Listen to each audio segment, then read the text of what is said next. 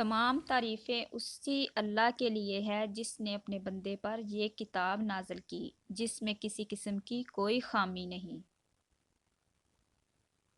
اللہ کبھی کسی ایسے شخص کو ہدایت نہیں دیتا جو جھوٹا اور گناہگار ہو۔ جب آپ صلی اللہ علیہ وآلہ وسلم قرآن پڑھتے ہیں تو جو لوگ آخرت پر یقین نہیں رکھتے ہم ان کے اور آپ صلی اللہ علیہ وآلہ وسلم کے درمیان ایک پردہ حائل کر دیتے ہیں۔ آپ صرف انہی لوگوں کو خبردار کر سکتے ہیں جو بن دیکھے اپنے رب سے ڈرتے ہیں اور نماز کی پابندی کرتے ہیں۔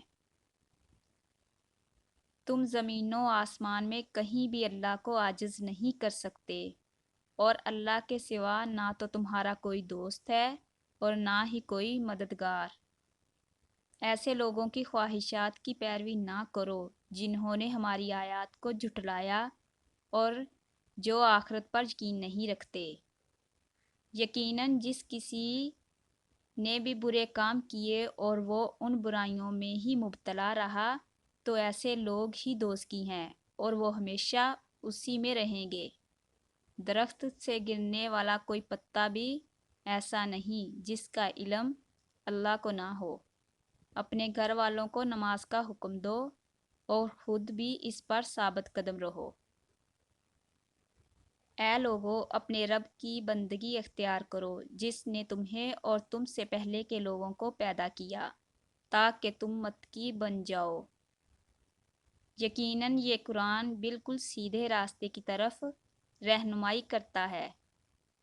اللہ اپنے ارادے پر پوری طرح غالب ہے لیکن اکثر لوگ علم نہیں رکھتے۔ اپنے رب سے اپنے گناہوں کی معافی مانگو، یقیناً وہ بہت معاف کرنے والا ہے۔ لوگو اللہ نے تمہیں مٹی سے اور پھر نطفے سے پیدا کیا اور پھر تمہیں جوڑوں کی شکل میں بنا دیا۔ ایک میٹھا بول اور کسی ناگوار بات پر معاف کر دینا اس خیرات سے بہتر ہے جس کے پیچھے دکھ ہو۔